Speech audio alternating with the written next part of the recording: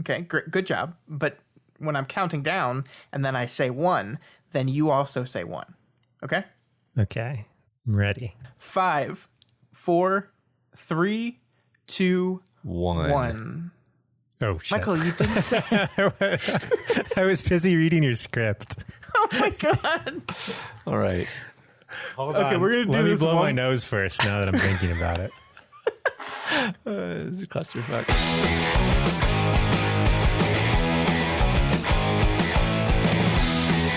Hello and welcome to the Doofcast, the official variety podcast of doofmedia.com. My name is Scott Daly, and I'm about to tell you a story. It's going to sound ridiculous, but the longer I talk, the more rational it's going to appear. And I'm Matt Freeman, and I've watched you die over 300 times.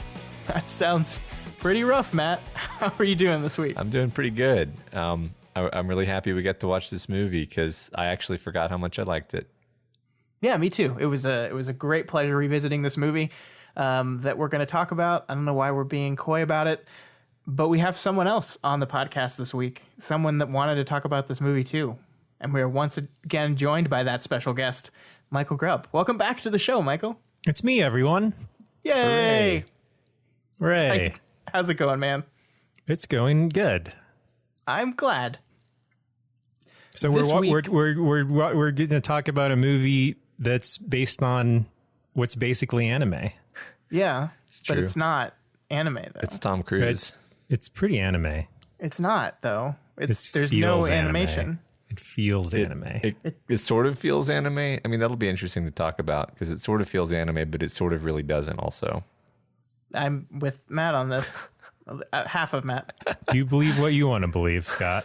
But anyway, this week we are finishing up our 2018 versions of our patron-produced episodes. This is the last one we're doing this year. We fit in a bunch at the end of the year to kind of catch up.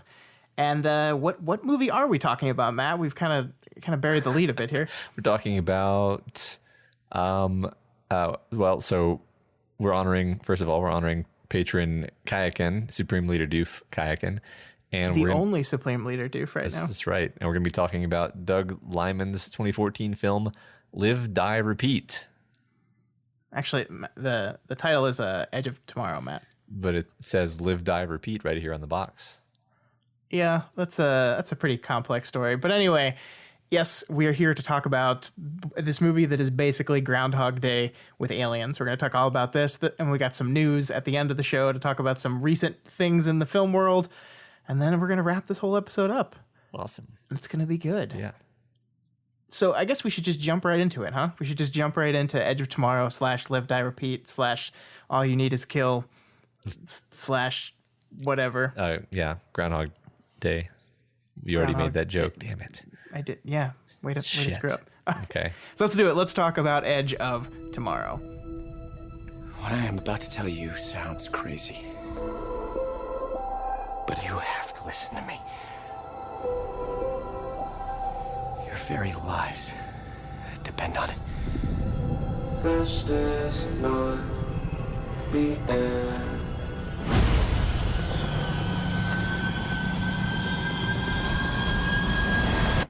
You see, this isn't the first time.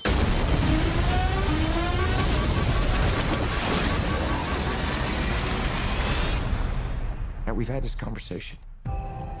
What day is it? Judgment Day. You just came in with the fresh recruits. This is not the end. The invasion will fail, along with every soldier you are sending. We lose This is not everything. the end. Come find me when you wake up. So this is going to be a full spoilers discussion. I feel like we have to say that at the top of every one of these episodes, even though this movie came out 4 years ago, and we always have to go full spoilers on these deep dives, but we're going to do that anyway. So if you have not seen this movie, go do that. First, before we dive into the details, though, I wanted to see, just generally what you guys thought of the movie. So, Michael, we'll start with you. You had seen this movie before, right? I think all three of us had seen this movie before. Yes, I saw it in the movie theaters. I did too. You went to the theaters. I did. guess this was before you had boycotted just the idea of films. I've never boycotted science fiction movies starring Tom Cruise, although Elysium wasn't good. So Yes. I don't. Go ahead. So tell me about your experience. What do you think about this movie? Well, Scott, as you know, there are a few things in this world that I enjoy. That's true. But I'm pleased to say that Edge of Tomorrow is one of the things that I do enjoy. I am so happy to hear this because I was really, really worried about this when you said you were going to come on this episode. I was like, I'm going to have to go in defense mode and be defending this movie for an hour. Not only do I enjoy this movie, but it's one of the few movies that like makes me feel happy when I watch it. Well, that's good. I'm so glad you're happy.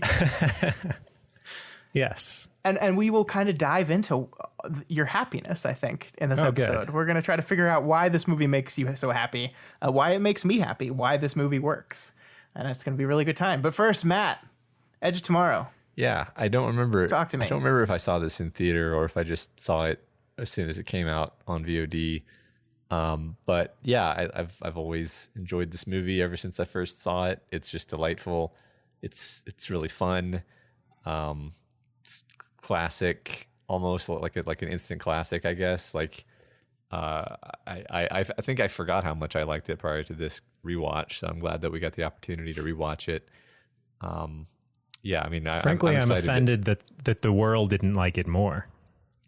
Yeah. I mean, that is the world kind of rejected this movie, or at least the United States did. It ended up making a profit worldwide, but this movie bombed in the U.S. pretty hard. I didn't know that. That's terribly sad. Yeah, it is. It is really sad, and I think it's because of the title. Like, we made jokes about the title at the beginning of this episode, and I think it's because it's a really bland, terrible title. I think Edge of Tomorrow says nothing about what the movie is. It doesn't even fit the tone of the film, and it's awful. Yeah. And it was a studio mandated thing. Doug Liman did not want that title. He wanted Live, Die, Repeat.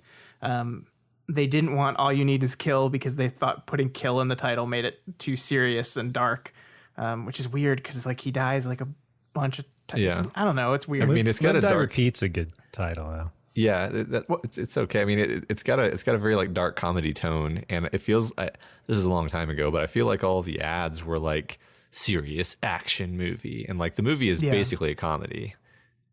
Like, yeah, I mean, there are definitely some dramatic beats in it, but yeah, I mean, for the most part, his deaths are played to their fullest comedic extent. Yeah, well, okay, so like the ending, the whole ending sequence of the movie is serious and feels serious, and it works.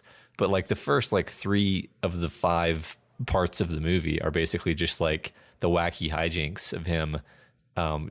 First he's basically like a figure of contempt and ridicule, and you're watching him bumble his way into the situation.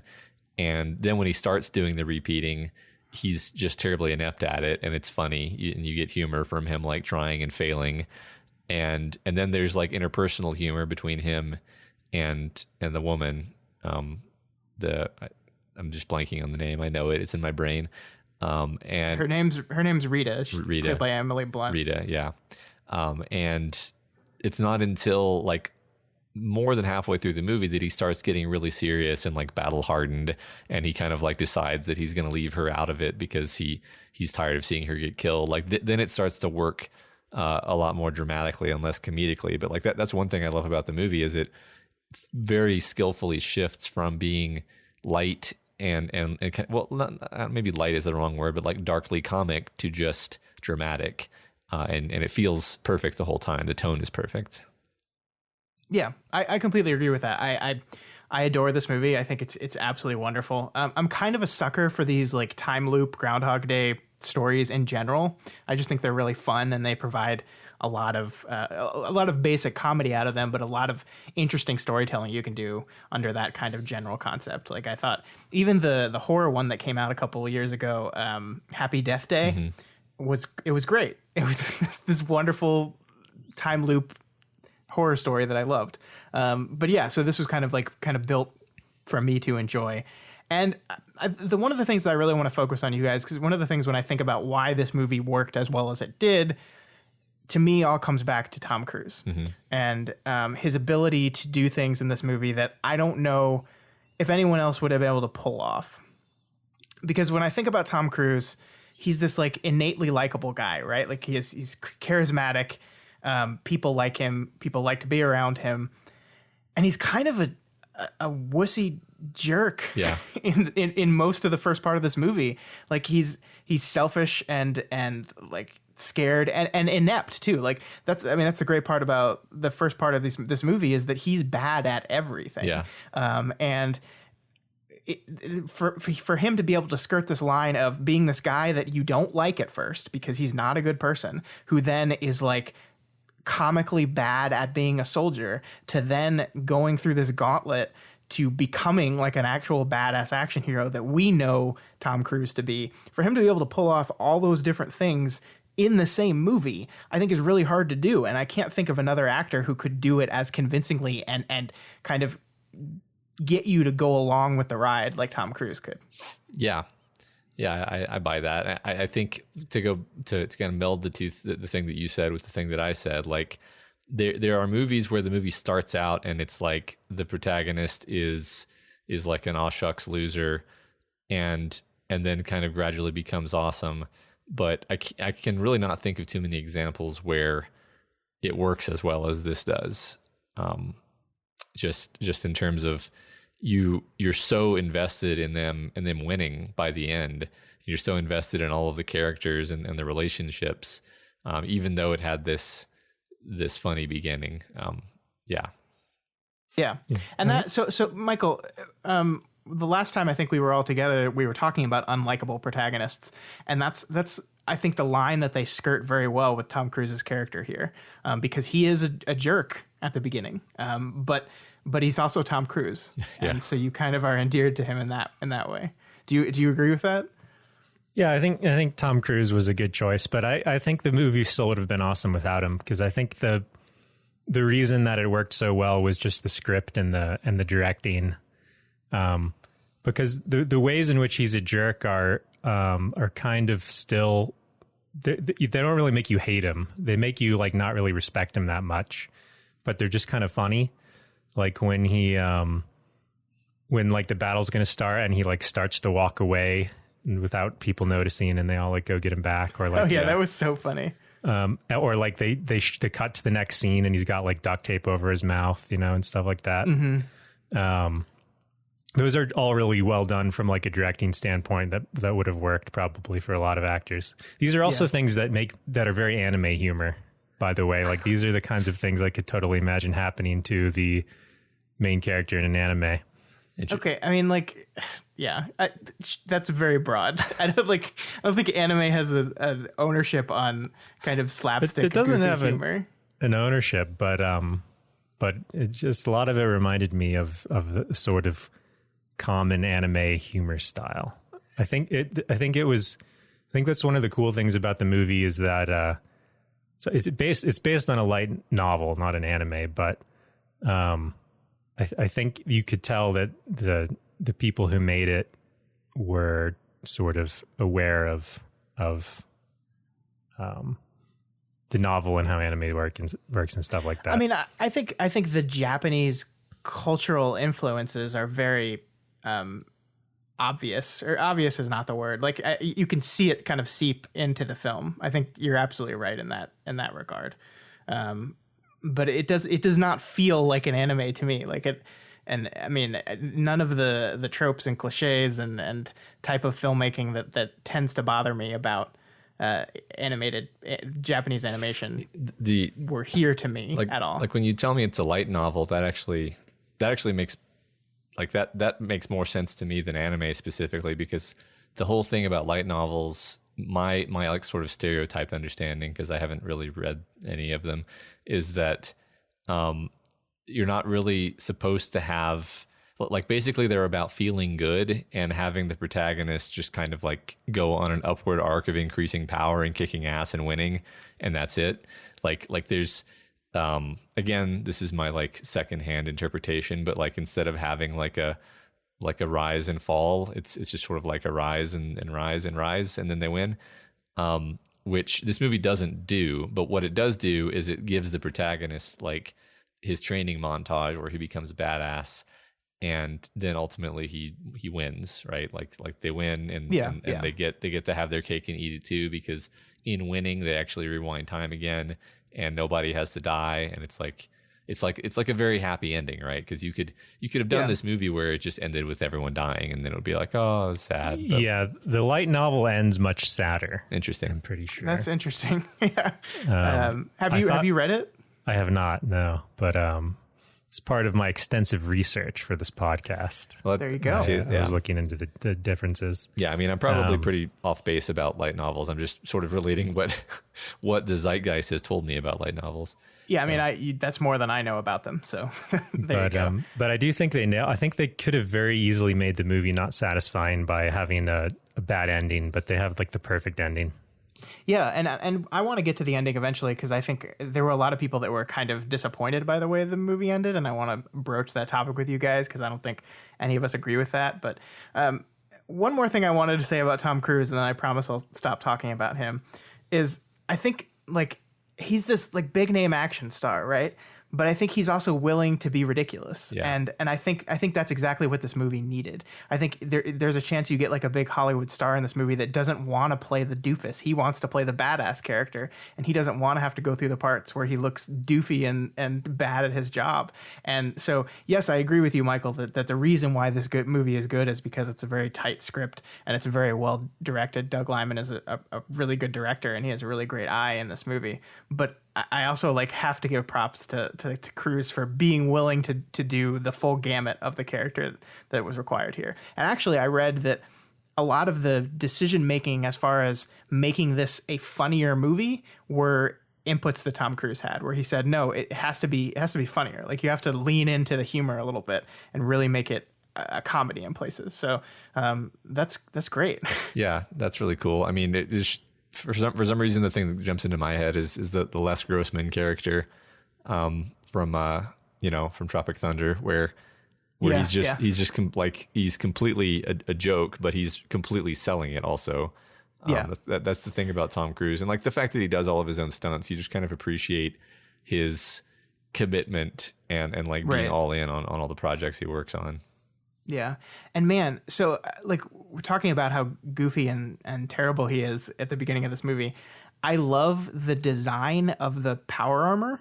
Mm-hmm. Because I think the design of the power armor, Michael was talking about the scene where he kind of just like breaks formation and tries to sprint away. Mm-hmm. It like accentuates his clumsiness. Mm-hmm. Like the thing that's great about it is when he's bad and doesn't know what he's doing, the awkward walking of the power armor makes that more obvious. And when he gets badass and is able to like take down all these aliens by himself, the power armor, it's the same suit, but it looks so much cooler because he's like sliding all over the place and like able to be more flexible and more powerful and awesome.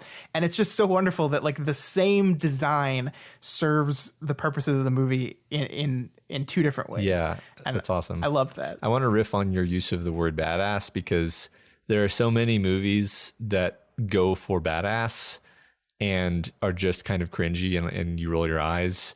And this is one of the rare ones where it just completely earns him becoming a badass, because like we've mentioned, it spends so much time with him being terrible and like suffering, basically. I think that's pretty key, actually, in narrative, is that the character has to suffer a lot before you can buy them as a badass. Right. And I think the reason that it works really well in this movie is the initial battle where he dies is one of the best battle movies that's ever been in a movie ever, because it actually feels like they're losing and everything's really hopeless. And even like they have the scene where Rita crawls out of her crashed helicopter with her massive badass anime sword, and you're like, oh, now she's going to kick some butt. And then she like pretty quickly dies. Mm-hmm. And you're like, oh shit, they're all going to die. And then Tom Cruise, kind of pretending to be dead. And then he grabs the mine, and it all seems like really desperate and horrible. And then like everyone dies, and they use the fact that you get to relive that battle to show like how awesome he's become because of how hopeless it was initially. Mm-hmm. Yeah. Yeah. I like that.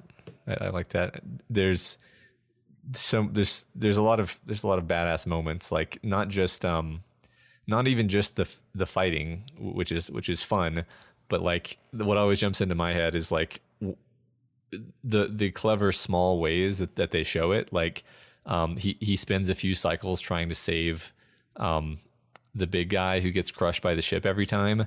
And then there's the time where he just like marches by grimly as the guy gets crushed and doesn't even look at him. And the camera like clearly shows that. And then there's like the time where he's being strapped into his armor and the guy's like, "Where's your helmet?" And he's like, "Never wear it. It's a distraction." And it's like, and then, I don't know. It's like, it's both funny and badass, which I think is a really good tone to go for, actually. I think another thing that was really good is like normally with movies with badasses, it's like, well, once the badass finds the villain, then the badass is just going to win. You know, it's like, it's never really that tense in like a James Bond movie or whatever. It's always the villain is going to like hurt someone else. Yeah. But here it's like, oh, I literally can't imagine how to defeat this enemy that can also repeat the same day. Like that seems really hopeless and really difficult. And obviously him just getting good at fighting isn't really going to solve that problem. Mm-hmm. Yeah, I completely agree with that. I love the fact that the third act of this movie takes place after he's lost the power, right? Like he is just at that point a guy that's been trained well, and that's all he's got going for him, and dies in the end. Like that's like the movie gives us a happy ending, but also before that happy ending, every one of these people die. Like everyone, and they have like really emotional deaths. And I love, like, we haven't talked about Emily Blunt very much.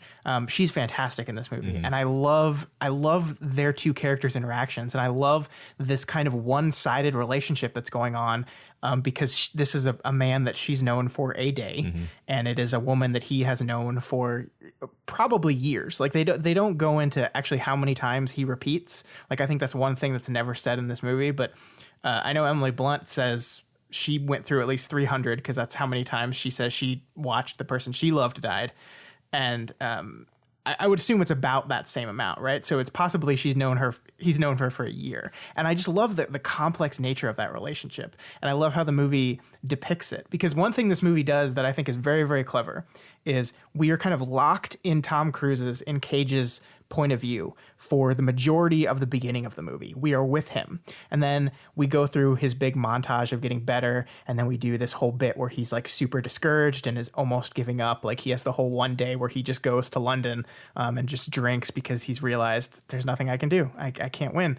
And realizes that as soon as the army loses, they're coming straight for London, and Rita kind of encourage him to go again, and that's when he finally starts making progress and gets off the beach. And then the movie like departs from his point of view and kind of goes into Rita's point of view, because we have that whole beautiful scene at the farm with the helicopter where he's done this countless times, but that is withheld from the audience. Yeah. So we are like in Rita's point of view at this point. And so we're getting to see what he's like from her perspective, this person that obviously has this complex history with her. But she and us, the audience, don't know anything about it. And I just thought that was a brilliant choice to detach the point of view and move over to this other character, because it really sells the complexity around this relationship between two of them. Yeah, it's done really well and really subtly, because there's no scene where he's like, "I can't lose you again." It's all just like him looking at her in a certain way, and then her like noticing him looking and then looking back, and you're like, what is she thinking? Is she realizing the implications of this and the fact that he knows her really well, and like just like them looking at each other and like holding eye contact, and the two of them like reacting to each other is a lot of the scenes of the movie, actually, and it works really well. And Lyman uses recurrence there to really sell that moment, because there's the one moment where she's doing the yoga pose in the training area that they repeat over and over again. And there is a shot that, even if it's in different places, it's like the frame is set up the same way, where it's her looking back at him, and she has that line she repeats, "Do I have something on my face?" over and over again. And I mean that tells you everything without having to say anything, and it's so good. Yeah. I also think the non-major characters in this movie were really good, like J Squad and the general guy were all like fully fleshed out characters that they didn't waste a lot of time on, but still all felt like real people that you cared about. Yeah. Well, first of all, I mean, Bill Paxton is Bill Paxton, right? So he's wonderful. Amazing. Yeah. Yeah, he's so good. Yeah, and Brendan Gleeson plays the general, who is a very small part, but really great in his part. I guess the only complaint, I agree with you that J Squad is great. If I had to come up with a complaint about this movie, it's just I wish we spent just a little more time with them, like just a little bit more time. I think we do a pretty good job of characterizing a few of them, but like the third act of the movie, we're kind of with J Squad, and I just felt like if we just spent just a little bit more time getting to know them and then their interactions, that would have worked a little better. I know we have a very limited amount of time, but I thought it was perfect because they would have been like an unnecessary distraction from the main part of the film, which was like Tom Cruise and Emily Blunt's relationship and solving the puzzle. But the fact that everyone in J Squad was kind of like a caricature, so you could kind of get to know them without getting to know them really quickly. Mm-hmm. And just because they were repeated on screen over and over, you kind of felt like you knew them, even though you'd never really had a conversation with them. That is true. They are very. I'm comparing this movie to Aliens, and that's how much I like this movie. But the Squadron is very. It does. They are not complex characters, which means you do not need a huge amount of time to know who they are. I think that is very true. Mm-hmm. Yeah, I think a lot of their characterization actually occurs in the final act when they're basically reacting to him coming at them and saying like, look, we got to go on this suicide mission. And you kind of know them prior to that point, but then you kind of really get to know them more individually and how they respond to stress as characters. And I think even though you might not care about them a huge amount prior to that, I think by the time they die, like the two guys who kind of make their last stand in front of the fuel truck, like by the time they die, you care about them more. So it's interesting because it actually kind of defers their character development till the end of the movie, and then I think you get. I can't decide if I would like more or not. I think you get enough. That's fair. Yeah, I wanted a little bit more, but I see your guys' point for sure. I wish there was a way they could make it work that Bill Paxton's character was with them in that final thing. Yeah. I would have loved to see him there. I know like it wouldn't have worked from a character perspective. Like there's no way the sergeant would have signed off on this, but I think him in that final moment would have been wonderful. Yeah. I mean, that it makes it even more poignant. He passed away, but yeah, that's a great point.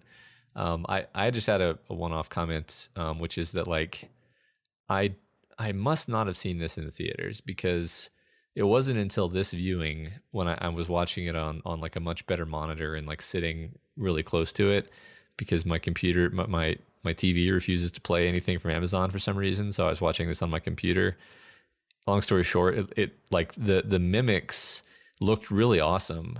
And I hadn't like noticed that before for some reason. Like I was sitting too far away from the TV prior to this or something, but like the way they move and just their design and kind of the creepiness of them, I thought it was really cool. Like remarkably so. I mean, the like media is kind of oversaturated with like alien, images of aliens. And I think prior to this viewing, I actually didn't like them. I was like, oh, it's like busy and chaotic and you can't tell what's happening. But this time, I guess like a nice bright screen at like an appropriate range, I was like, oh, this is really cool. I'm enjoying like just looking at how they're built and how they move. Don't know how you feel about that.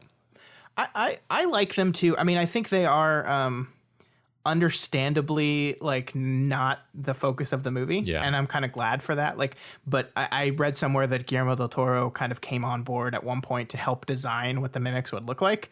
And I think it does show. Yeah. He's really good at designing monsters. And I agree that I love the way they move. Yeah. That's what I really like. It's not like they're not running. They're just kind of like, it's not rolling, but it's kind of to switch to Wild Bow, Matt. It's kind of like how I imagine Sveta would move. Like snapping, in Worm. Coiling motions. Yeah.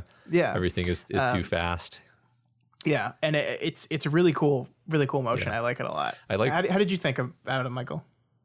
Yeah, I thought they were cool. I think it kind of didn't really matter what they looked like, I think, ultimately. But yeah, I appreciated their design. I think they were cool enough to be threatening and distinct without like taking too much of the focus away from what the story was really about. Mm-hmm. I think my favorite bit with them was when they lured Cage to that place where he thought the Alpha was going to be. Mm-hmm. And then they're like toying with him and they're like making him bleed out and like not killing him on purpose. And like that was the scariest interaction, not when they were like attacking stuff, but when you were like with Cage understanding what it was they were trying to do. And you're like, oh my gosh. Yeah. Well, that's, figure out some way to kill yourself, Cage, quick. Right. That's a really cool subversion of the stakes too, because like at this point you're kind of like, you know that, oh, if he dies, okay, well, we'll just try again. And then suddenly, like, we're threatening to take that away from you. And you're, like, suddenly, like, oh, shit, this just got way more serious. Like, yeah, the moment where he's like, come on, finish it already, and it doesn't. And then you're like, yeah, you're suddenly like, oh, shit. Yeah. It's really great. Yeah. I think it's kind of resonant of, like, nightmares I've had where they were, like, monsters. And for some, I don't know if you guys are ever aware that you're dreaming when you're dreaming. Sometimes. But the only way I can like escape from a dream that I know that I'm dreaming is to do something like kill myself in my dream. So it was like, it was a cool scene of that. Truly, that's really cool. Truly nightmarish. Right. Yeah. Just one last comment on the creature design, just like the way the alphas are with like their mouth like permanently wide open. To me, was really creepy and cool. I like that specifically. You know what that reminded me of? It reminded me of the Balrog's mouth from Lord of the Rings. You know, like like it's not on fire, but it's like when they breathe, like there's like almost heat waves rippling in the space in their open mouth. It's a really cool effect, and I think it made them really kind of otherworldly and threatening. The Balrogs always look super fake to me. Well, yeah, but that was a long time ago. Yeah, I mean, I'm not talking like they look exactly like the Balrog. I'm just saying like the mouth, the heat effect on the Balrog. Yeah, looked like their mouth space, their mouth hole. Yeah, I'm just glancing at the Wikipedia. It says that Brad Pitt was approached, and I read that too. That makes me like even more glad that it was Tom Cruise. I don't like have anything against Brad Pitt, but I'm just like Tom Cruise is just so delightful in this role. Yeah, Brad Pitt would have been good too, actually. Yeah, he's pretty good at comedy. He does a lot of goofy stuff and also serious stuff. And I think he would have been fine. Like I am very much. I know you guys don't quite agree with me, but I'm very much on one of the big reasons why this movie played as well as it did for me is because Tom Cruise is excellent. Yeah, I don't know if it's been like stated that Doof is just completely standing for Tom Cruise. Yeah, but it's true. Like I also would have considered Colin Farrell for this role. What? Hold on. Please explain. Are you basing this on anything other than In Bruges, Michael? Well, he's got a good. He does like comedic faces in action. Like I could have seen like his walking away. Like from the people with like a concerned Colin Farrell expression on his face also would have been funny in its own way. Yeah, I see that. You know what I mean? I guess I don't know. He would have been he would have been like a little bit more of a beaten down version of Cage. Like you can see him like reacting to like to Rita's insults in a more like sheepish way that also would have been amusing. Yeah, I mean I'm a huge Colin Farrell stan. I just don't see it in this movie. Don't see it. It's interesting to consider. I basically was like, this wouldn't have worked without Tom Cruise, but when I forced myself to imagine other people in his place, I see that it would have been different. Maybe not worse. I don't know. I'm really happy with the movie as it is. Yeah, I'm happy with it as it is, but I think a lot of people could have done just as good of a job. I mean, with Tom Cruise, you almost run the risk of him being like too immediately likable, right? Yeah, but I think it needs that. That's my whole point. Is I think we need him to both be an asshole, but we have to like him at some level, or we are not invested in anything that's happening at all. And I think Tom Cruise's natural charisma gets you there. Yeah, that makes sense. Yeah, I think you have to like empathize with him, but you don't necessarily have to like him. One thing I noticed on this viewing, speaking of the graphics and speaking of Tom Cruise, like, you know, Tom Cruise does all of his own stunts. So when something physically impossible happens, like him being flailed around outside of a giant quadcopter and like smashing against the water 15 times and then being like hurled through the air 80 feet, it looks kind of fake. But I only noticed that this time, I think, because I was watching on like such a better screen. I think previously I just couldn't see what was supposed to be happening, and thus it didn't look fake. But the end of this movie is very darkly lit. Yeah, it's true. I mean, I was watching it when the sun was still out, and my TV gets glare on it, so I was having some trouble seeing it. So I don't want to blame the movie on that, but I did like. It's really dark in that whole last scene. They used a lot of practical effects. The power armor was mostly real armor. Yeah, it was 80 pounds. The first time Emily Blunt put it on, she cried because it was so heavy. Yeah, and Tom Cruise told her to like toughen up. Nice. Apparently, they had like little hooks for them to hang on between scenes, so they didn't have to feel the weight of the armor all of the time crushing them. I can't imagine that. Like, the whole point of power armor is that it's self-supporting. So how do you move around in a way that looks realistic when you're wearing? Well, this wasn't like functional power armor. This was just like a metal frame that they were carrying with their own weight. Right. I'm just like, how does that look? Like, I mean, it looks right in the movie. I'm just surprised that it looks right. I mean, they probably enhanced it digitally in some ways. Yeah, maybe. Yeah. But yeah, it's really interesting. I didn't know that. I mean, it looks that there have been a lot of movies in the last few years that involve power armor, and usually it looks pretty fake and crappy. And this escaped my notice, which means it was really good. So, good job, guys. And it can look like I said this already, but it can look goofy and cool at the same time, and that's so awesome.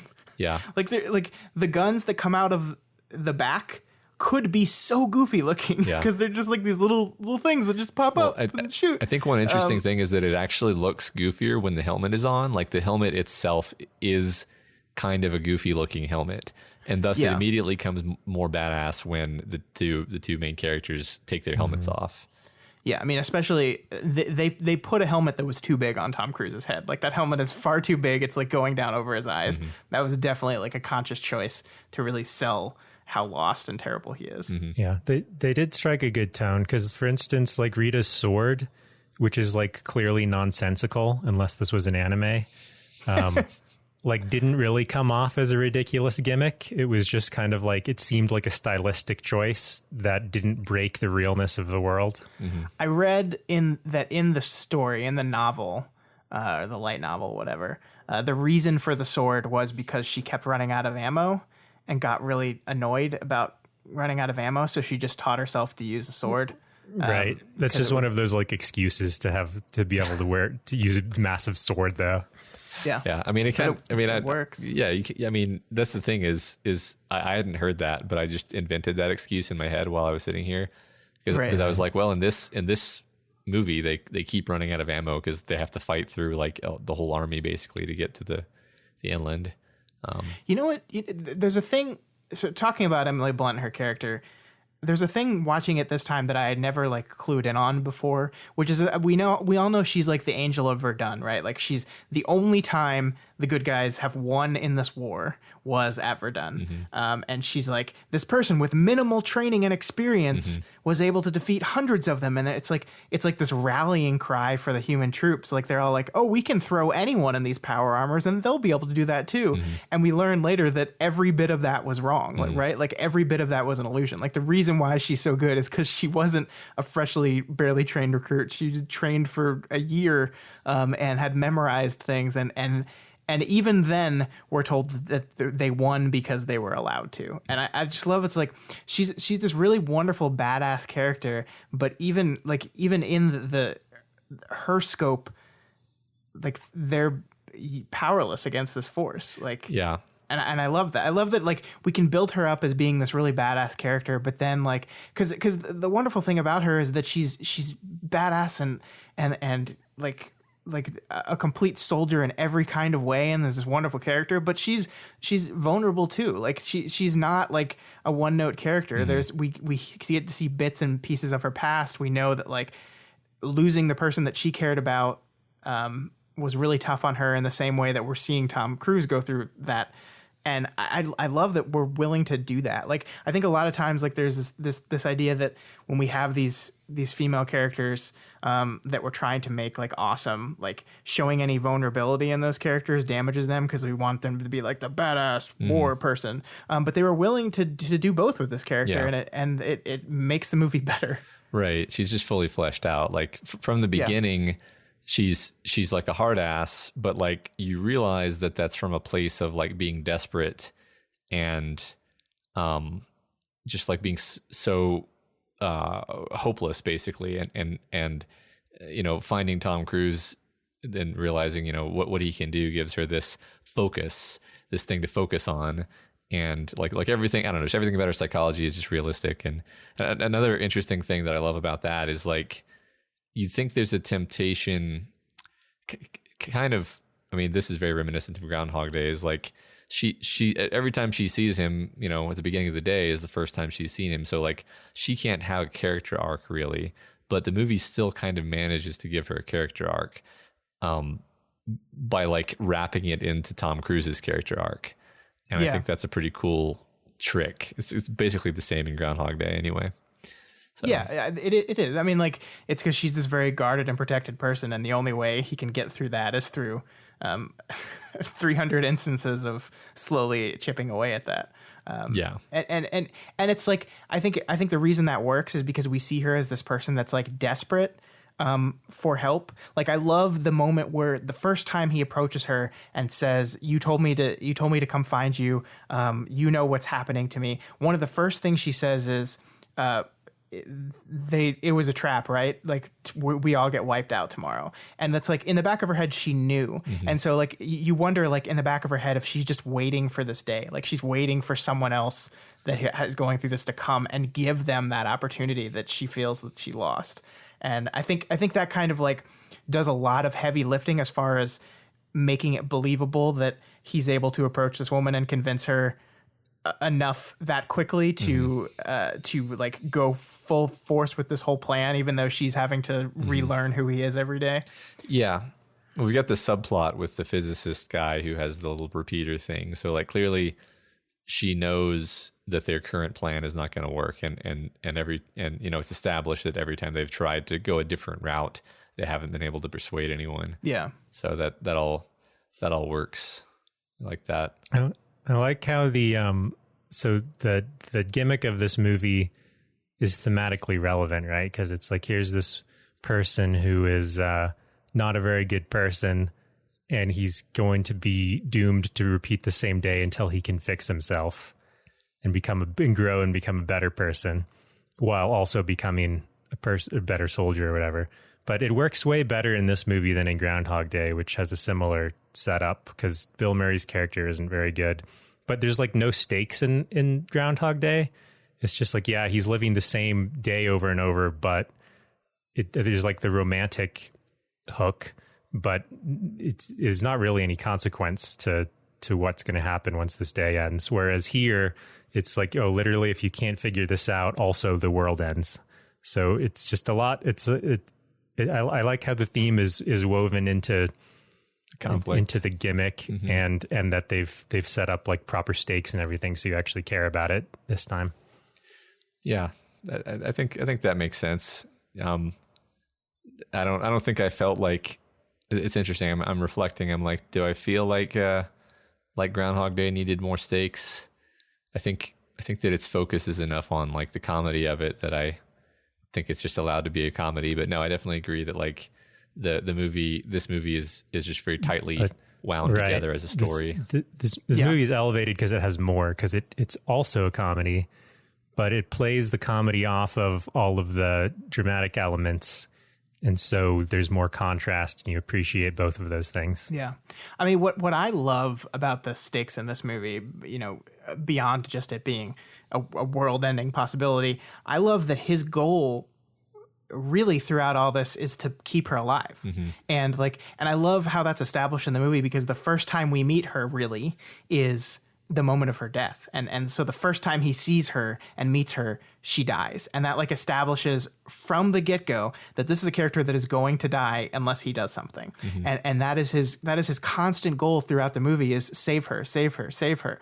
And he fails over and over and over again. And then finally at the end of the movie, in a wonderful completion of this arc, she sacrifices herself for him, and he lets that happen because he recognizes that this is what has to be done. And I think that's a wonderful little arc there. Yeah, that's a good of point. Their relationship. Because I don't usually care if the world's going to end in a movie, but if it's like one person that you know, then you care a lot more. Right. Yeah. So, and that's actually that's actually something I wanted to talk about because there was criticism of this movie. A lot of people thought this was a very, female empowering movie. You have this strong female character that's fully fleshed out and all the things we've talked about. But I was reading some reviews and some people really got bent out of shape when she kissed him at the end of the movie. And they were like, she's known this guy for a day. That's not believable. And I don't know, it didn't bother me because to me that wasn't like an I love you kiss. That was just like a goodbye. I can tell that I was this really important person in your life. And even though I've known you for such short a time, you have given me everything I wanted after my terrible experience of dying hundreds of times. Yeah. It wasn't like, I love you and I'm going to love you forever now. It wasn't Right. that kind of kiss. Yeah. So it didn't bother me at all. yeah, and it was like we're going to die now. Like we're both going to die now because every death prior to this cycle was her being aware that he wasn't really going to die. Right. It was like completely weightless to her. This time she like sees like, oh, you're actually completely willing to sacrifice your actual life for me and know that you're not going to repeat. And that's a much more emotionally impactful moment. And I think it deserves, like you said, not an I love you kiss, but like that this is it, good luck. Right. Yeah, I think it was fine for all of the reasons that you just explained. But I can kind of see the frustration with it. I don't really see getting that bent out of shape over it. But it's just like, it's just the kind of thing that like always feels like they need to make happen in movies is like the main male and female leads need to like kiss and have a romantic moment at some point. And it almost seemed like this movie was going to get through and not have that, which is kind of like, oh, that's refreshing. But then it didn't. And so I can see why people would be like, oh, well, like I kind of wished it didn't have that just so it would be different. But yeah, but it just like it's not like it didn't feel like that kind of moment to me. I know exactly like the guy gets the girl in the end kind of Right. moment. But it just didn't feel like that to me. And like Yeah, I agree. the end of the movie, the end of the movie is not like this romantic moment, right? It's him going to see her in the same place and then he just laughs. And Right. it's like it's no indication that now they're going to like he's going to win her over and they're going to be in love and ride on the sunset or anything like that. It's just this wonderful I love that they ended the movie on him just chuckling because like he's so happy because she's alive. That's the one thing that he wanted was her to be alive and here she is alive.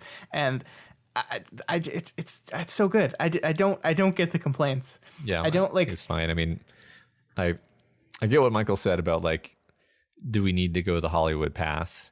Right. And I think we could have done without it, but also you kind of want them to. Like, I don't know. I'm a sucker for that. Sorry, I admit it. So I think this movie has at least like 5 acts. That's one of my favorite things about it. It actually is like it's going along a certain path and then it very organically shifts. Like I can explain exactly how it has at least 5 acts. I don't know if we want to go into all the detail of that. Yeah, no, I think we should because I'm going through it in my head and I think I'm counting exactly how you are. So I kind of want to hear what you have to say. We can discuss about where those might be, but like the first act is usually like introduction of the conflict that exists. So that would be like everything up until he's thrown into so like the first act is everything up until the general kind of like has him stunned and thrown into the military, and then the second act is like the central event that worsens things. So you could say that's everything from him from the start of that day, maybe until the part where, I would say it's hard to break that up. Actually, there's definitely like I would call the third act turning point would be the point where the mimics try to trap him, and they realize, like, he starts getting the visions, and then the mimics try to trap him, and they realize they have to change their strategy. Or potentially it could be when he decides he's going to leave Emily Blunt out of it. I'm not doing a real good job here, but like, because the thing is, it's wrong to call them twists, but there's a lot of turns where the propulsive force of the movie changes directions in a way where you're like, oh, this is interesting. Yeah, and I think you're trying to make it more complicated than I think it is, because I think, to me, the first act break is at the end of his first loop, right? His first experience in the war, his first death when he kills the Alpha and starts the loop. When he wakes up, that's the start of the second act. I think the second act goes through his first experiences and the comedy that plays through that, and the training. I think that's act 2. I think the third act is just like you said, is them getting off the beach and getting to the place where the Alpha or the Omega is, and failing. Act 4 is the twist when they're trying to work towards getting the general on their side and that thing. And then the last one is the battle in Paris. Yeah. And me, that's the 5 act. Yeah. I think the fourth act ends when he loses the power. Yeah. Right. Yeah. I was trying to fit it too much into like, what is this act typically for? But yeah, I mean, basically that's exactly, it still fits perfectly. Yeah. And that's great. Like, I mean, the reason why you and I are familiar with the whole idea of like why sometimes you want to go for 5 acts is like Hollywood movies tend to do this thing where they try to actually have a 3-act structure, and then the second act is just this bloated, slow paced slog of garbage. And this is never a slog, because it's just constantly like shifting its footing and its tone.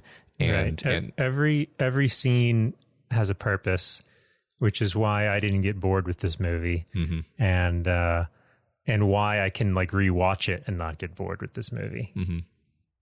Yeah. So, okay, big question here now, guys. Why did this movie fail? And again, we have to say it didn't fail internationally. It ended up like eking over the profit line. But in the United States, it did. Why do you think that is? I didn't see a lot of previews for it, and especially considering they paid the big bucks for Tom Cruise, like, that's pretty easy to market. You just be like, hey, Tom Cruise is in another movie. Well, so here's the thing about that. I'm going to look up dates while I talk, but I feel like that like Oblivion movie had come out relatively recently, and then the other one that was also kind of lackluster. Like, basically, let me just look up these dates, and now my internet is choosing to be really slow. They were like a year apart. Oblivion came out in spring of 2013, and this came out so this came out after summer of 2014. So that came out just before.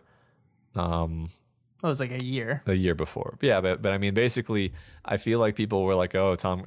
Okay, this is my mentality at the time. I remember being like, "Oh, Tom Cruise is going to do another science fiction movie." The last one was really boring. I hope he's not you just kind of assume that he's like, "Oh, I guess this is the boring science fiction movie phase of his career," and it's unfortunate because like just the fact that he did one boring movie before this one does not form a pattern. Because this movie was awesome. But maybe that was in people's heads. Should have gotten Colin Farrell. You know what I'm going to blame it on? What? And I love this because I get to yell at Neil Blomkamp again. The power armor in this movie kind of looks like the power armor in Elysium, and everyone hated that movie. Yes. So I think they recognized the power armor and then were like, ew, and so they didn't go see it. Yes. That's my headcanon. I actually think it's both of these things. Is that Elysium came out? Elysium came out a year before this. Yes. Oblivion came out a year before this. Two boring science fiction movies, one of which had power armor. Then this movie the next year, Tom Cruise in a boring power armor movie again. Yeah. Which, damn it, Blomkamp. Yeah. That's so here's the weird thing about that though. There's talks about a sequel to this. Which is crazy. No. I know, Michael. I know. But I think first of all, the name of the movie is going to be Live, Die, Repeat, and Repeat. And I think it's supposed to be like a prequel or something. I don't know. They've said they've said in interviews that they have a really good story and that both Emily Blunt and Tom Cruise are on board. I find it very hard to believe. How does that work? I don't know how that works. Yeah, this story ended. Yeah, it ended very well too. They defeated the aliens. They won. Everyone got what they wanted. Yes. Sometimes stories are just finished, Hollywood. Yeah. Right. Yeah. Well, and it's so weird to me on a movie that really like struggled across the profit line, where they would be like, "Yeah, let's do more of this." Like at least for like a hugely successful movie that also was a complete story, you could be like, okay, well, yeah, they told their story, but like they want to make more money. It's part of the industry. But here it's like, I don't know. I mean, I love Doug Liman. I love this movie. I love all the people in this movie, and I would probably go see a sequel, but I just don't think it's necessary. No, it's certainly not necessary. It's funny because the first thing that jumped into my mind, I was trying to think of like an absurd example, but what actually popped into my mind was like, yeah, at the end of A New Hope, they destroyed the Death Star, and it's like clearly over. They clearly crippled the Empire, and it's just over, and there's no need for a sequel. And then I was like, wait, that doesn't really work in this case, does it? Yeah, they didn't cripple the aliens. They killed the brain. They killed the brain. They killed like the only brain. And then basically if you're going to do the sequel, you have to be like, well, actually, they didn't. Right. Yeah. Like, oh, Plus, damn it. this movies based on gimmicks can't really have sequels. Right, because what's it going to be is like, oh, we get the loop again, but this time we're together. Yeah, but yeah, and this time we all understand how it works, so that half of the fun is gone. Yeah, right. Or it'll be we just get to see Emily Blunt's, how she became the Angel of Verdun, which is boring because we know how that ends already. Right. I mean, you could make it good, prequels are always a mistake. Yeah, I don't know. Not necessary. Yeah, I'm like, as much as I love this, I just don't want to. Just watch. It's going to be awesome. We're all going to be eating crow. Yeah, I mean, I will. I never want to conclusively say something's definitely going to not be good, because you never know. Because I ate my words on the stupid Jumanji sequel. I feel like that's happened a lot, actually, when we do these things where we talk about trailers, and I'm like, this is going to be lame, and then it's like my favorite movie of the year. So actually, just kidding. It's actually great. The Jumanji trailer was pretty good. Like, it was surprising that they made the trailer good. Yeah, I mean, I just meant the concept of the film in general. Yeah, I agree. That it was. I was utterly convinced it was a bad idea, and then they just went ahead and proved me wrong. So I would love Doug Liman, challenge extended. Prove me wrong on Edge of Tomorrow 2, Live, Die, Repeat, and Repeat. See, they come up with good names. Like Live, Die, Repeat, and Repeat is not a good name. It's not a good name. Maybe they're diving into the comedy angle. I don't know. I guess. And like, how do you do the comedy angle if he's already a badass? I don't know. It doesn't make any sense. There's so many questions. I mean, clearly the answer is, well, they're not going to do the thing that you're thinking, Matt. Like they're going to, right. It's not that. It's something else. Yeah. I mean, and there's also a very good chance that this movie doesn't actually happen, because like they've been talking about it for a few years now. And I think it's been the kind of media thing where everyone's like, yeah, we're all really excited to do it when the stars align and everyone is free at the same time. And it's like, okay, I see the writing on the wall here. Right. Yeah, no, that's true. Well, anyway. All right. Did anyone have anything else they wanted to say about Live, Die, Repeat? I think we one went of through the pretty top 5 movies of all time. That is a bold statement. I adore this movie though. Like it is so fun. I can't I was very surprised. Like sometimes I have seen this movie multiple times because this is the one I saw in the theater. And then when it hit like all the movie channels, like if I saw it on, I would just watch it. And I was very surprised at how much it still held up. Not only watching it again after seeing it so many times, but watching it in preparation for this, which is I watch movies differently when I know I'm going to be talking about them, right? I'm being much more critical. I'm studying the movie more than I am just being entertained by it. And I was so thrilled that it held up under that. It was just, it's a very tight movie. it's kind of crazy that the script wasn't done by the time they started filming, that it feels like such a tight, well-structured script, even though they were still working on it as they were shooting the movie. That is really weird. They didn't have an ending when they started filming. They didn't know what the ending was going to be. I'm doubly impressed. These guys are geniuses. I mean, you have to look them up. Yeah, this movie makes my short list of like things I'm excited to show my kids when they're old enough to see it. That's awesome, yeah. Because I mean, that's kind of my rubric of like, I'm looking forward to the emotions of showing this to them and getting their reactions, which usually tells me like, oh, I actually really, really, really like this. Hey, you guys got why he woke up on the helicopter at the end of the movie, right? And not in front of the barracks. Like you got that, right? Because that's a discussion I had online a lot after this movie came out, where people were like, the ending was stupid. It doesn't make sense. Why did he wake up there this time? It's off the top of my head, I hadn't thought of this before, but is it because that was the last set point that they had been? No, I don't. I don't know. Well, it's not tied to the other one at all, because like he got the power and then he lost the power, and so the wake up point on top of the sandbags is completely irrelevant now. Right. And when he dies the second time and gets the power the second time, he is earlier in the day than the first time he died at the beginning of the movie. Right. So he goes back to an earlier time, not the same time. And so he goes back to an earlier time when he woke up. And so that's where he goes. And it makes perfect sense when you think about it for like 20 seconds. But it's just like people were just like, so like, I just don't get it. It just doesn't make any sense. It's stupid. It's stupid. I'm still not sure if I get what you're saying, but I also don't think that it matters too much. Like there's no like actual reason why it would be associated with him waking up from being asleep anyway. Yeah. So whatever, fine. Well, right? I mean, in real life, he actually died, and this is heaven. Well, I think it's just because like the timelines get so confused, right? Because it's like the end of the movie where they beat the alien takes place before he actually ever went on the beach, right? Like the beach invasion. The beach invasion has not occurred when they defeat the alien in Paris, so because they're like, yeah. So it's just kicking him back a full day, basically. Yes, basically, or to whatever time he woke up proximal to that.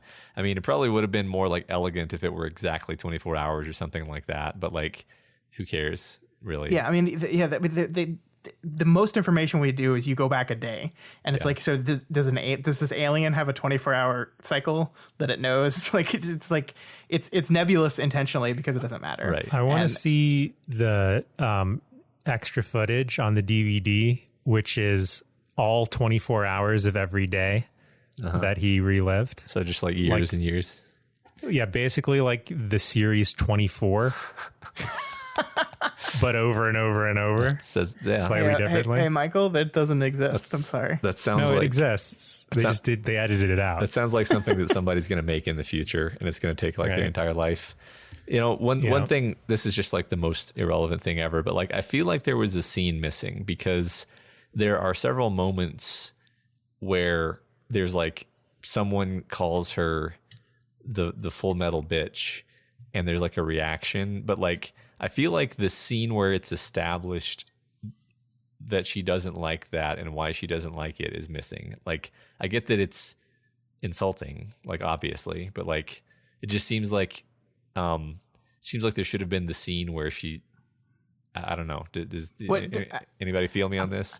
I think it's just the anime reference to Full Metal Panic. It is not. It is not an anime reference. Isn't it? Full Metal Blank is definitely an anime reference, but but her not liking it is not because it's an anime reference. She doesn't like it because they're calling her a bitch. Right. They're calling her a cold-blooded bitch, and she doesn't like it. I mean, I get that, and the movie conveys that. I have the feeling. I have the feeling of like. There would be a part where here's my response to you. What would that scene look like? Would it be someone calling it and her saying, "Hey, I don't like that," or Tom Cruise like jokingly saying it to her, and then her being like, this is, I definitely felt like there were scenes missing, but that's because I watched the whole movie in 5-minute chunks on YouTube, and I think I just missed some of the scenes. Yeah, yeah, you definitely did.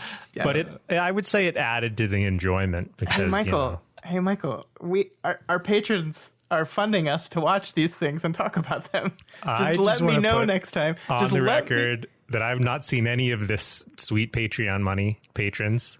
Let me know, and I will purchase the movie for you or rent the movie for you so you can watch it legally. You have Venmo, Michael?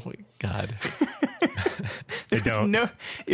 I don't know how you watched. You must have loved this movie if you watched the movie in 5-minute YouTube chunks. Yes. There's no way in hell I would have done that. I would have been just like, no, I think I remember it. I'll just wing it. Sometimes it took a while to search for the next 5 minutes. Yeah. Oh, that's how I watch Rick and Morty, to be fair. Oh my God, guys. You're killing me. I couldn't find any way of watching Rick and Morty at all, like whatsoever. There's definitely, it exists. I think I would have had to buy like a full membership to Cartoon Network, actually. I'm pretty sure you could have just bought it on iTunes. Like, I'm pretty sure. Why does maybe. Why does Netflix suck now? Nothing is ever on Netflix anymore. Yeah. I mean, nothing that's not Netflix programming is on Netflix. You are correct. Yeah. Because that costs them money. Yeah. They don't want, Now you got to they get don't all these separate streaming services. Yeah, it's great, isn't it? I love the future. Yeah. Are you sarcastic or do you actually like it? No, I hate all the separate streaming services. It's terrible. I hate it. That makes sense. So, okay, I actually had one last thing that I wanted to talk about earlier, but I forgot, so I'm going to slip it awkwardly here and at the end. One of the things I really liked about what this movie did, we have our first loop, right? With the first time he goes through the day, and then we go through it again. And I love that the movie uses different camera angles. Like, I'm thinking specifically of the bunker scene where we meet the rest of his squad. It's not the same shots. Like, it's not the same framing. Like, we don't move around the room as much. It's actually completely tied to Tom Cruise's point of view. Like, we're kind of almost seeing through his eyes in some places. And I think that's what keeps the scenes fresh, that we're like not just viewing the same frame, the same composited shot, like the same thing over and over again, just like he has different reactions. Like, we're seeing it all from different angles. And I think that also continues throughout the entire movie, because we continually see scenes that obviously he went through, but the movie didn't show us. Like, I'm thinking of the first time where they're going jogging, right? Like, we hear earlier in the movie that PT is coming up, but we don't actually see them do it. And then later we get to see that he's jogging with the squad. And I think that's just like, I think there is a risk in like time loop stuff that eventually you just get sick of seeing the same stuff over and over again. And I like that the movie was clever in how it kind of held back on some of that. So it's just not over and over and over and over. But it does again. things to communicate like what to expect so that you still understand. Yeah. You're never confused, but you're also never bored. I thought it was, go ahead. I just like laughed to myself remembering the part where he tries to roll under the truck the first time. That's exactly what I was about to bring up. So good. Yeah, that's great. And like Bill Paxton's reaction funny. to that is so perfect, because like it doesn't make any sense. It's like, you were just doing push-ups. Why did you do that? Yeah. I love everything about that. And all of the times that he like breaks a leg and then she has to shoot him. Yeah. Well, one of the parts that I really liked in thinking about this line of thinking is when the two people in a squad like run into him and are like, "We've been looking for you everywhere," and the movie makes it very clear that this is a thing that he's had to put up with over and over and over again, is these two guys finding him at this one time. But it didn't show us that until after he's put up with it multiple times. And I think that keeps the scene moving. It keeps it energetic. Like, it keeps the movie pushing forward, and it never gets stale. And I think that's one thing that this movie does remarkably well. This movie should have won Oscar for editing. Perhaps. Maybe. I mean, probably. Sure. I mean, I'll go with it. who won the Oscar for editing in 2014? I don't know. Let's look it up. Yeah. It would technically be the 2015 Oscars, right? Yeah. Oh, I don't know. who was it? Editing. Fury That sounded Road. Tom Cross for Whiplash. Whiplash. Oh, well, I like that movie too. The Whiplash's editing was fucking that movie was fantastic. pretty so- okay. Yeah, it wasn't as good as Edge of Tomorrow though. I disagree. Whiplash's editing was like so good. Yeah. Like the cuts between the music and how the. We're not talking about Whiplash. Have we done a Whiplash episode? Because if not, we got to do a Whiplash I don't episode. think It is I don't a think we've done great a Whiplash. movie. Yeah. Well, glad we had that tangent. So now we're going to do a Whiplash episode. Yeah. All right, guys. That is it for Edge of Tomorrow. Live, Die, Repeat. Thanks, Kyakan, for making us do that. I'm so glad we got to talk about this movie. I'm so glad, Michael, we had an episode where you and I agreed on stuff and we didn't have to fight. I didn't want to fight you. I didn't have to. That's because you had the right opinion this time. No, you did. Oh. I'm happy everyone's happy. Yeah, me too. Doof. All right. Before we go, we got to talk about something, guys. Okay. We got to talk about something that dropped earlier this week that has given me nightmares where I just want to be like Michael and kill myself in my nightmare to wake up from it. We got to talk about the Sonic the Hedgehog movie. Uh-huh.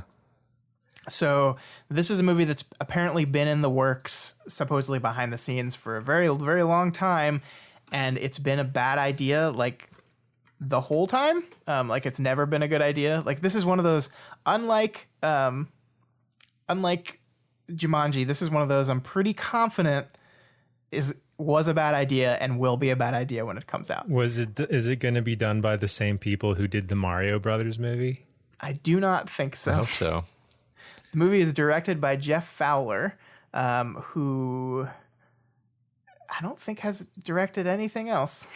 And on the poster, it prominently says, from the producer of The Fast and the Furious, which forces you to think, like, so the connection is literally just somebody is fast. Yes. Nothing else tonally, like genre-wise, nothing else makes any sense as a match between these two things except things that are fast. Yeah. Yeah. And so, yeah, that's what we're talking about today, because I think it was on Monday, the first poster for this movie came out. And it is a poster that mysteriously leaves its title character shadowed in darkness. But we see just enough of him to be very worried here. This Sonic looks weird as shit, guys. He looks kind of like I can't even find the right reference. He looks like the Teenage Werewolf movie. Yeah. He's right. like jacked. He has giant quads and like clear human musculature for his entire body except for his head. Didn't Sonic peak like 20 years ago? Has there been a new Sonic game? There have, but they've like been universally terrible, except for like one or two. You know, one really weird thing is that my son is really obsessed with Sonic, based, as far as I can tell, purely off of like YouTube reruns of the cartoon, which I didn't even know existed. So somehow Sonic has like appeal regardless of being completely irrelevant. Interesting. Yeah, it's so weird. So here's my reason for why I think they have shadowed it in darkness. I think they're really afraid of what they made. And I think they're scrambling in the background to change his face. And so I don't think they wanted to. I think they wanted to put this out there and kind of gauge people's response and then be like, oh shit, we better fix his face. Because like, if you look at this poster, there's like one beady eye kind of sticking out, like his left eye. And that looks creepy. Like, I just can't imagine his eyes looking good. It's just a darker, grittier Sonic. Think like Sin City. That's terrible. That's terrible. Sonic. I think Knuckles is the darker, grittier Sonic.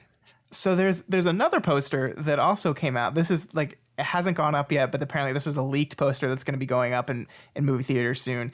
It's Sonic sitting on the Golden Gate Bridge, and you see his creepy furry legs with the shoes on, and the picture appears to be taken from the point of view of Sonic's penis. Like, that's what it looks like. And it's horrifying. It is horrifying. I don't know. Here's what they said about the fur, and I think this is all you need to know about why this movie is going to be bad. The director of the movie said that was always stage one of adapting it to what would be real, what the real world is, and what a real animal would be like. It would be weird, and it would feel like he was running around nude if he was some sort of otter-like thing. It was always, for us, fur, and we never considered anything different. It's part of what integrates him into the real world and makes him a real creature. But he's not a real creature. Do they know what hedgehogs look like? Do they know the hedgehogs don't have fur on them? That they're a real animal. Yeah, like Well, hedgehogs do have fur on them. Sonic to be fair.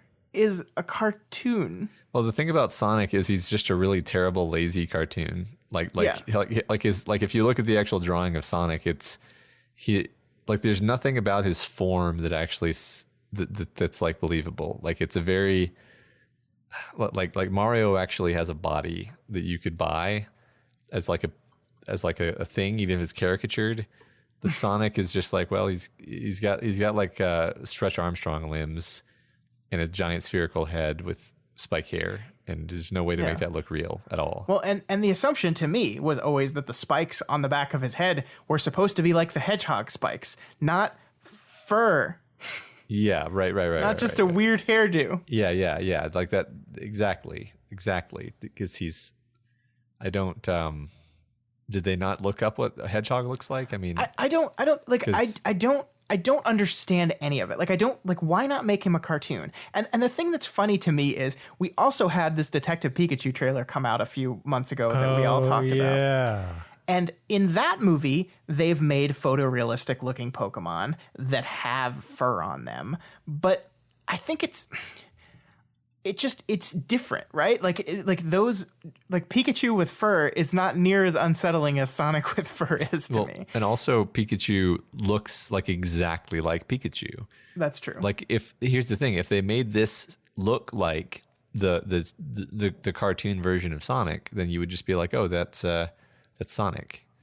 Yeah, I mean, they've done 3D modeling of Sonic before, like in the Dreamcast version. That's the last one I saw. But he looked fine in that. Yeah. Yeah.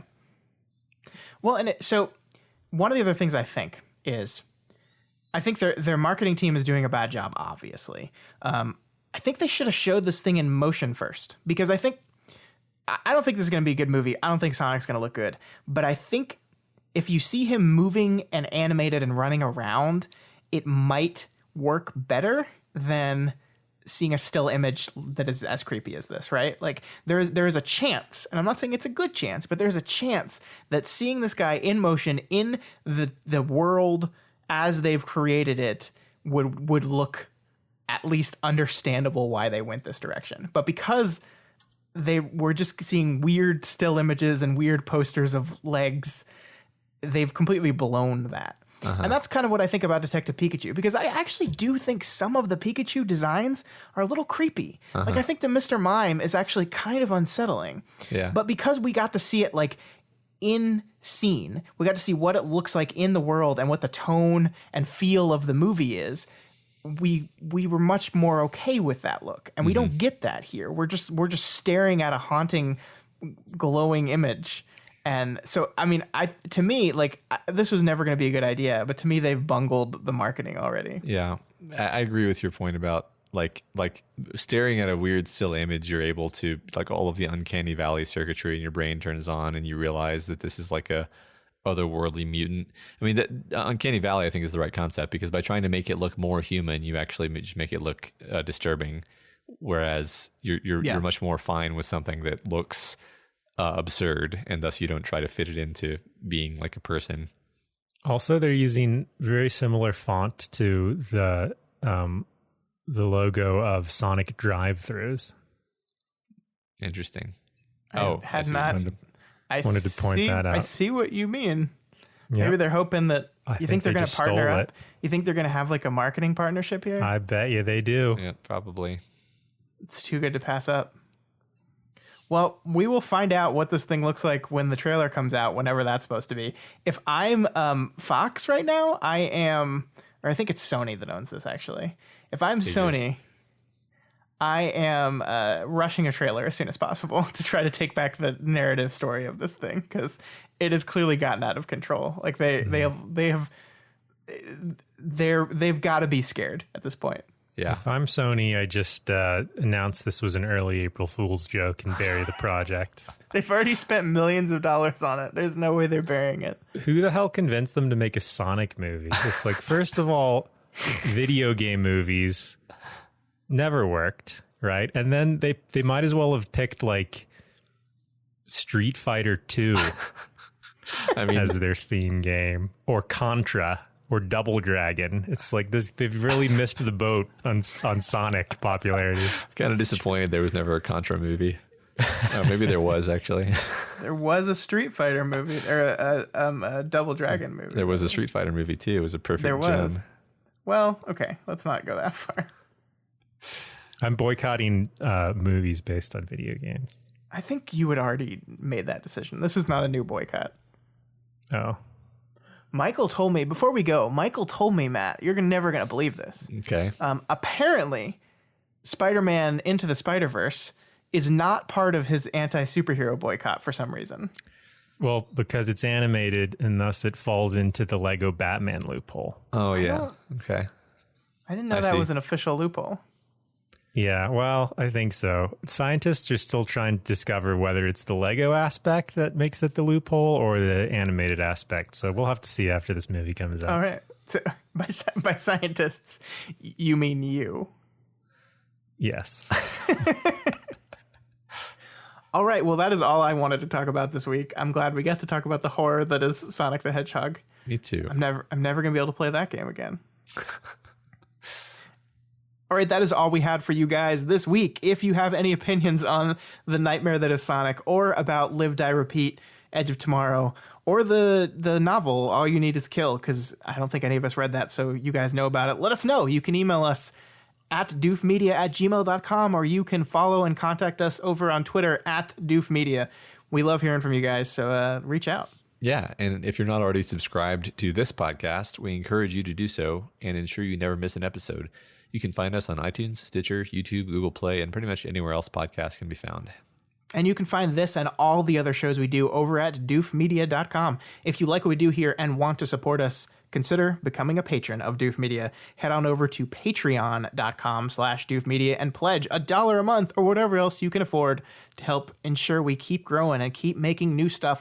We just hit our new goal yesterday, Matt, our goal to start playing some video games on what we're calling Doof Plays. We're very excited about that. Michael is going to be a part of that, right, Michael? Hooray. Yeah. Everyone send Scott messages on Twitter about a StarCraft 2 tournament that you want to participate in. Yeah, we're gonna try to put something like that together. Apparently, StarCraft's free to play now. No one told me that, so I was like, "How am I going to participate in this tournament? I don't own that game." You can get it for free. Yeah, we should have a big tournament. That'd be really fun for me. I think we are going to actually do that, and I'm going to lose. But yeah, I mean, our Patreon's great. This episode here only exists because of the wonderful generosity of our patron, Kyakan. Are we saying that right, Matt? I think so. Should have that. I think it's Kayak. I think Kayak is the guy. Kyakan. Yeah. Kyakan. Yeah. Kyakan has been one of our longest patron supporters, and I'm so glad we finally got to they finally picked a thing for us. We were waiting for them to pick something for us for months and months and months, and they finally picked something for us, and I'm so happy it was this movie because I really, really loved Edge of Tomorrow. Yeah, it was great to get a chance to talk about it. I love it. Yeah. So yeah, also please consider rating and reviewing us on Apple Podcasts. Every review helps us get more exposure and introduces new people to the content that we make here. Yep. Michael, thanks for coming back, man. It's always great to have you on the show. We need to get you on here more often. It's just that you don't see movies, so it makes it hard. Yeah, I still need to watch 2 more movies so that I'll have watched 5 for the Doof Awards. Yeah, that is right, because that is what we are doing next week. Next week is our last episode of the year because we are taking off for the week of Christmas. So we are kind of doing our 2018 recap, and we're going to be talking about some of our favorite movies of the year. I ask all our guests that are going to be coming on this to come up with their top 5 films of the year. Michael is having some problems with that. I haven't found any that I enjoy yet, but I'm almost up to 5 total. So Michael will bring here are 5 movies I watched this year. Yeah. And I think, Matt, you're going to do the same thing probably. Yeah, roughly. We might reach 5. We'll see. Yeah. And I think we're going to have Sesh on that episode too. She said she was interested. And I think she watches more movies than you guys. So hopefully we can have conversations about the movies you guys didn't bother to see. Yeah, maybe between the 4 of us, we'll have 5 movies. There we go. Yeah. I like that. Yeah. Okay. That's always a really fun episode. I really like doing that. It's nice to kind of look back on the year because this year feels like it's been going on forever. I know. It's because the movies have been so boring. Am I right? Boo. Boo. Right. We will be back next week to talk about that, though. We'll see you guys then.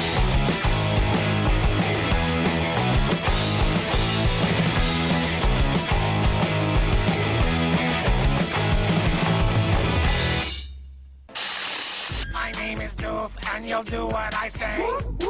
My name is Doof, and you'll do what I say.